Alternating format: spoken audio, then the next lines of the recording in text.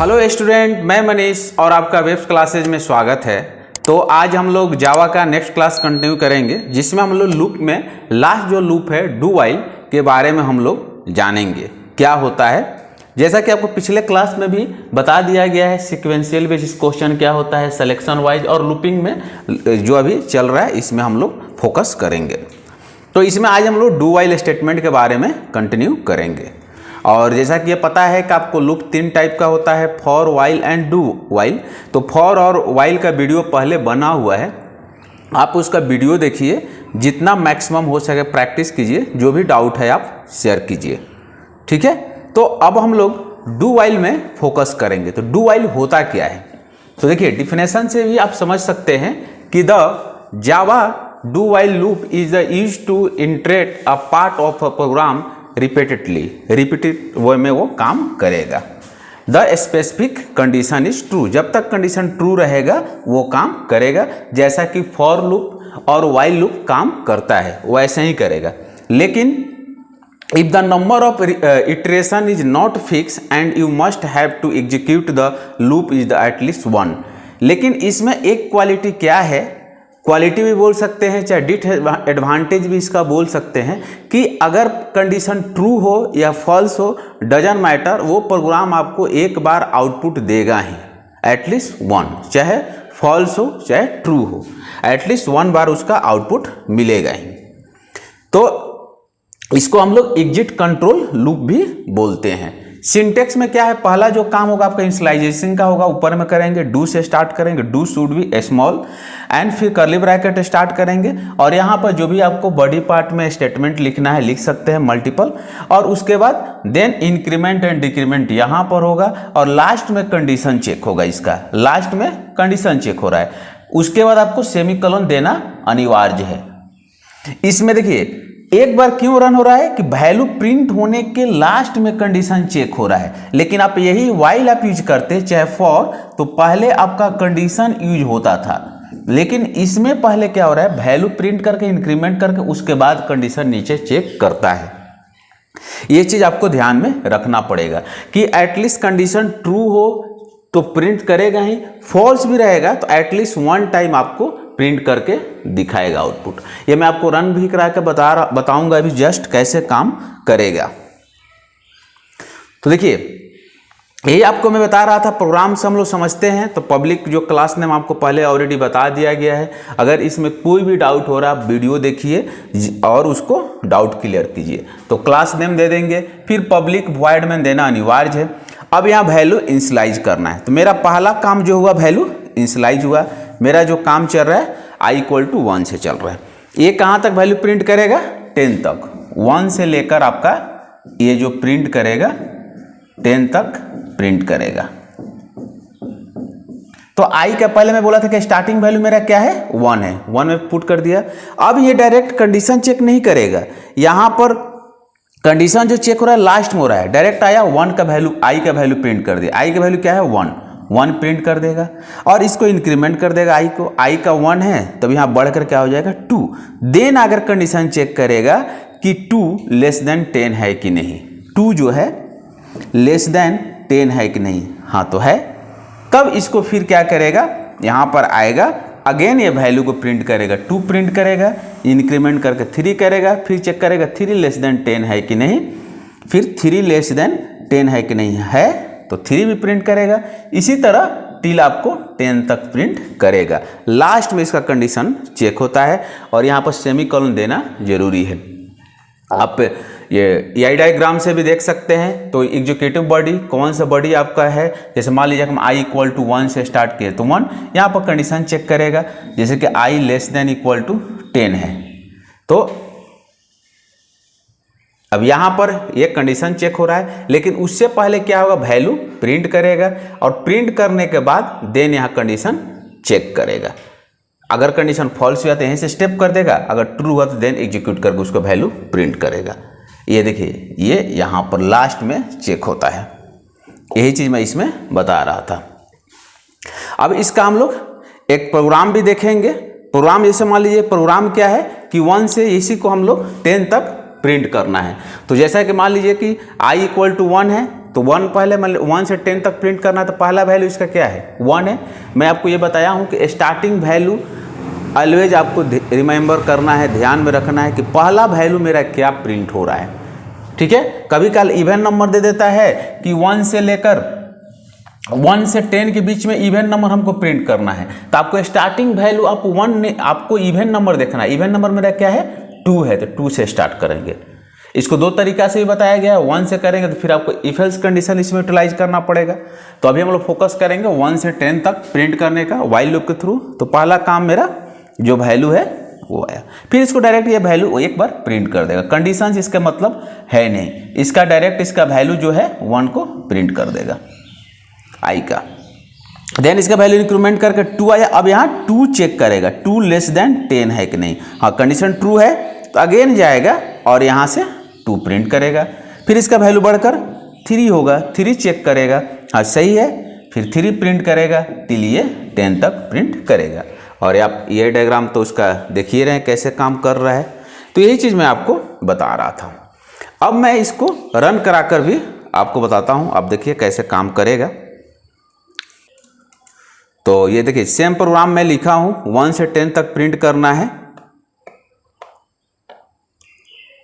बहुत जल्द हम लोग क्या करेंगे, केवल प्रोग्रामिंग का भी हम लोग सीरीज स्टार्ट करेंगे, केवल उसमें प्रोग्रामिंग होगा। वो आपका भी क्वेश्चन हो सकता है और मैं तो सारा क्वेश्चन उसको कवर करूंगा, सीक्वेंस वाइज हो, सिलेक्शन वाइज हो, लूपिंग वाइज हो, वो एक अलग सीरीज स्टार्ट होगा। जितना आपको लाइव रन कर कर उसको डिकोड कर कर कैसे काम कर रहा है वो सारा चीज़ बताया जाएगा। तो ये देखिए ये मैं सेम प्रोग्राम लिखा हूँ, जो प्रोग्राम है इसको रन कराना है। तो रन करा कर राइट क्लिक करके ये आपका आउटपुट यहाँ पर इसी प्रोग्राम का आ रहा है, जैसा कि मैं बताया था। अब मेरा पहला किससे स्टार्ट हो रहा है 1 से, तो 1 का पहले वैल्यू जाकर प्रिंट कर देगा। इसमें आपको यही याद रखना है कि एटलीस्ट वो 1 आउटपुट आएगा, कि वो कंडीशन इसका ऊपर नहीं है। अगर यही व्हाइल लूप के थ्रू अगर बनाते हैं तो i इक्वल टू तो 1 रखना ही है, और ये इंटर होगा तो इंट यहाँ पर डाल सकते हैं। देन यहाँ पर ही कंडीशन चेक होता था, while i less than equal to 10, और देन यहाँ से वैल्यू प्रिंट करना होता था। तो देन यहाँ से system dot out dot print लगाइए, चाहे प्रिंट ln लगाइए, आपको दोनों पता ही है दोनों में डिफरेंस क्या है।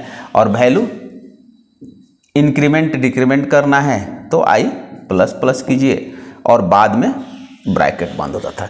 ये क्या कर रहा है कि यहीं पर वैल्यू को पहले चेक कर रहा है कि 1 लेस देन इक्वल टू 10 है कि नहीं। लेकिन वाइल में क्या डू वाइल में क्या कर रहा है, ये पहले वैल्यू i का प्रिंट कर दे रहा है और लास्ट में जाकर यहाँ पर वैल्यू बढ़कर 2 हो गया और 2 चेक करेगा लेस देन 10 है कि नहीं। अगर एक कंडीशन ट्रू नहीं होगा तो वैल्यू 2 प्रिंट नहीं करेगा, नहीं अगर कंडीशन ट्रू होगा तो एटलीस्ट आपका 1 आउटपुट आएगा भी। मैं रन करा कर भी दिखलाऊंगा। तो इस तरह से काम करेगा। अब देखिए, अब इसमें जैसे कि मैं बताया कि एटलीस्ट इसको क्लीन कर दे रहा हूं। एटलीस्ट देखिए अब मैं यहां क्या कर दे रहा हूं ग्रेटर देन कंपाइल किया, नो सिंटैक्स एरर, रन किया। मैं यही बता रहा था। अब देखिए यहां i का वैल्यू क्या है, मैं लिया हूं 1, सेम प्रोग्राम है 1 आया। इसको कंडीशन यहां चेक नहीं हो रहा है, डायरेक्ट पहले इस वैल्यू को जाकर क्या प्रिंट कर देगा, i का वैल्यू प्रिंट कर देगा, 1 प्रिंट कर दिया। देन i का वैल्यू आकर यहां पर 2 हुआ। अब चेक कर रहा है कि 2 ग्रेटर देन इक्वल टू 10 है, 2 10 से बड़ा है तो नहीं है, कंडीशन मेरा हो जा रहा है फॉल्स। देन यहां से बाहर हो जाएगा। लेकिन यही आप वाइल के थ्रू बनाएंगे तो कुछ आउटपुट नहीं आता। तो डू वाइल में ये एक आप एडवांटेज समझ लीजिए, चाहे डिसएडवांटेज, एटलीस्ट 1 टाइम आपका आउटपुट दिखेगा। ये चीज आपको ध्यान में रखना है। चलिए आगे बढ़ते हैं। और आप लोग मैक्सिमम शेयर कीजिए, जो भी आपको डाउट आ रहा है उसको कमेंट्स कीजिए। अब हम लोग तीनों लूप का difference, for while, for loop, while loop और डू वाइल लूप को एक साथ देख लेते हैं, क्या डिफरेंस है और कौन चीज का आपको ध्यान में रखना है। तो देखिए पहला तो आपको ये ध्यान रखना है, तीनों लूप में 3 काम होगा, इनिशियलाइजेशन होगा, इंक्रीमेंट होगा और कंडीशन चेक होगा तीनों लूप में। आप ये देख भी सकते हैं, आपको पहली बार यहाँ पर मान लीजिए पहला काम है ये हुआ इनिशियलाइजेशन। इसमें भी पहला काम वैल्यू क्या है, वही 1 से 10 प्रिंट करना है, इसमें इनिशियलाइजेशन हो रहा है। तो देखिए व्हाइल में भी ये पहला इनिशियलाइजेशन हुआ है और फॉर में भी इनिशियलाइजेशन का काम पहला हुआ है। कहाँ से आपको वैल्यू प्रिंट करना है। देन यहाँ देखिए यहाँ जो सेकंड काम हो रहा है ये कंडीशन चेक करना, लेकिन ये थर्ड काम है। इसका जो सेकंड काम हो रहा है आपका ये हो रहा है इंक्रीमेंट का, लेकिन यहाँ सेकंड काम जो हो रहा है मेरा कंडीशन चेक हो रहा है, और इसमें भी सेकंड काम जो हो रहा है कंडीशन चेक कर रहा है।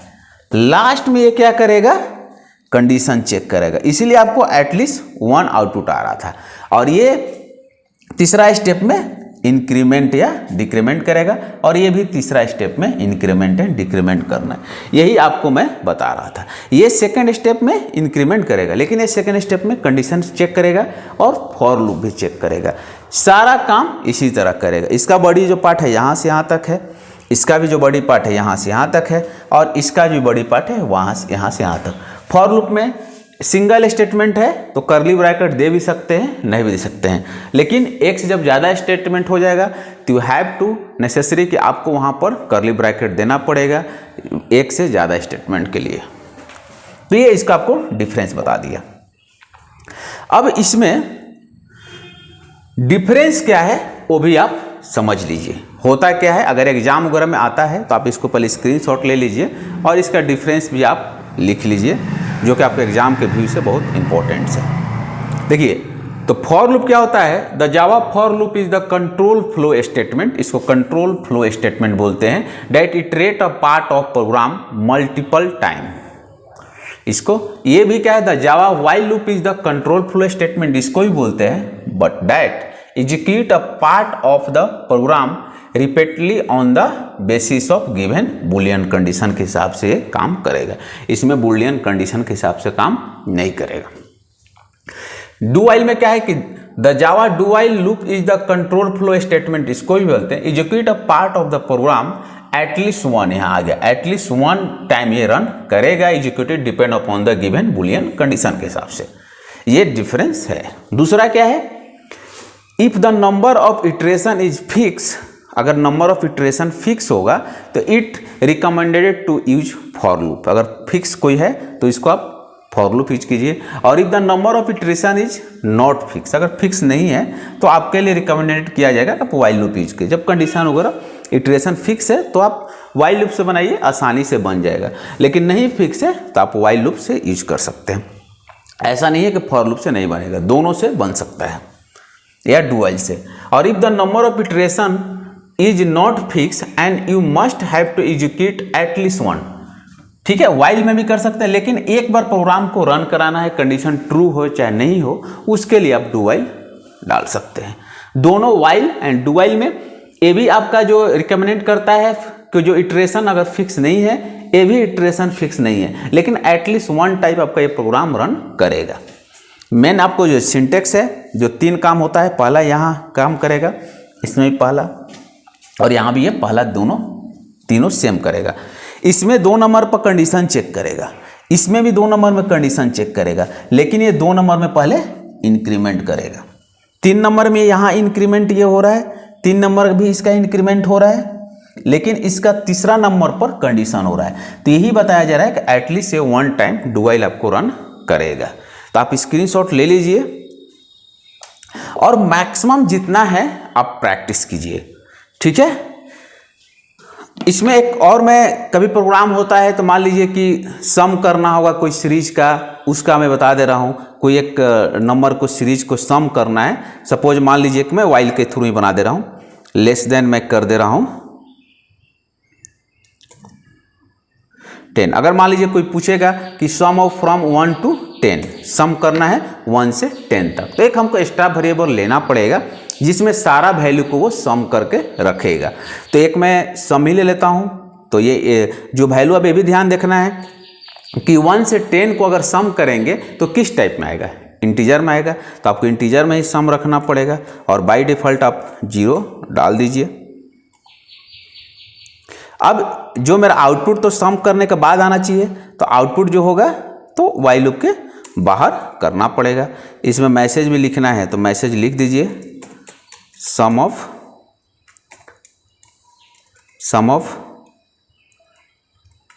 1 to 10, जो मैसेज आपको कंफर्टेबल है लिख दीजिए, और प्लस यहाँ पर सम। अब यहाँ पर सम करने के लिए यहाँ पर देना ही पड़ेगा, तो sum equal to sum plus I का जो वैल्यू होगा एक एक करके वो सम करेगा। कंपाइल करते हैं, कंपाइल किए, नो सिंटेक्स एरर, रन कराते हैं, और इसको भी डिकोड भी करके बताऊंगा मैं आपको। तो देखिए ये जो दिखा रहा है जो वैल्यू इसका, वो आपको 1015 दिखा रहा है। अब इसको हम लोग चेक कर भी कर लेते हैं कैसे काम कर रहा है। आपका 55 आएगा, एक स्पेस इसमें डाल देता हूँ कि आपको समझ में आएगा, आउटपुट कंफ्यूज नहीं हो। /t लगा देता हूँ, थोड़ा सा स्पेस भी क्लियर हो जाएगा। तो इसको पहले वाला मैं क्लीन कर दे रहा हूँ कि डिकोड करने में कोई प्रॉब्लम नहीं हो। तो देखिए 55 आ रहा है। अब क्यों आ रहा है, चलिए इसको आप ध्यान से देखिए, डिकोड मैं कर देता हूँ। इसी तरह आपको ये प्रोग्राम अगर कोई डाउट है, कंपाइल करना है, रन करा कर डिकोड करना है। अब सम एक वेरिएबल लिया गया है, एक आई लिया गया है, 2 वेरिएबल है, तो 2 वेरिएबल आपको लेना पड़ेगा। ड्राई रन के लिए आपको 2 पार्ट आप कन्वर्ट कर दीजिएगा। एक तरफ आप लिख दीजिएगा इनपुट और दूसरे तरफ जो होगा आउटपुट। अब मेरा इनपुट पहले इंटीजर टाइप है आई, तो आई डिक्लेयर कर दिए। फिर सम है तो सम, और सम का यहीं पर वैल्यू 0 है तो 0 हम डाल दिए। फिर आई का वैल्यू मेरा क्या हो जा रहा है 1। एक कंप्यूटर के अंदर, मेमोरी के अंदर आपको ये सीपीयू पार्ट में प्रोसेसिंग कैसे कंप्यूटर काम करता है वो चीज़ आप एज्यूम करेंगे। और ये जो है आपका आउटपुट स्क्रीन पर कैसे आउटपुट आता है वो चीज़ आपको एज्यूम करना है, कैसे आउटपुट इस पर दिखता है हमको। लेकिन कंप्यूटर कैसे अंदर वर्क करता है वो मैं बता रहा हूँ। अब यहाँ पहले क्या कर रहा है, sum equal to sum plus i plus किया है। सम का वैल्यू मेरा क्या है 0 और आई का वैल्यू क्या है 1। दोनों को सम करेगा तो वैल्यू क्या होगा 0 + 1 1। अब सम का वैल्यू क्या हो जाएगा 1। आई का वैल्यू बढ़ेगा, आई का वैल्यू बढ़ेगा क्या हुआ 2। अब आएगा यहाँ से, फिर यहाँ कंडीशन चेक करेगा कि 2 लेस देन 10 है, हाँ तो है, तो फिर जाकर सम करेगा। अब सम का वैल्यू मेरा ऑलरेडी क्या है 1 है, और आई का वैल्यू क्या हो गया 2। यहाँ सम का वैल्यू मेरा 1 है और आई का वैल्यू क्या होगा 2, तो 2 + 1 क्या हो जाएगा इसका 3 वैल्यू हो जाएगा। अब आएगा फिर इसको बढ़ाएगा आई का वैल्यू। अब आई का वैल्यू बढ़ाकर 2 से आपका वैल्यू क्या हो जाएगा 3। चेक करेगा 3 लेस देन 10 है, हाँ है, फिर यहाँ जाएगा। अब यहाँ पर 2 ऐड कर दिए हैं। अब यहाँ आई के वैल्यू में क्या ऐड करेगा 3, तो ऑलरेडी सम का वैल्यू क्या है 3 + 3, सम का वैल्यू मेरा क्या हो गया 6 हो गया। अब अगेन आएगा आई का वैल्यू बढ़ाएगा, और आई का वैल्यू आपका जो 3 था, अब 3 के बाद क्या हो जाएगा 4।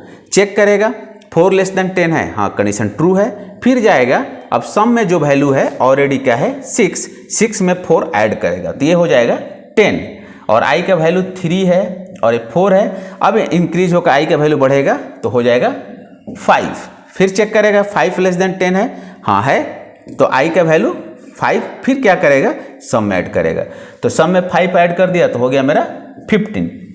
इसी तरह सारा को ऐड करके मेरा सम में स्टोर कर लेगा।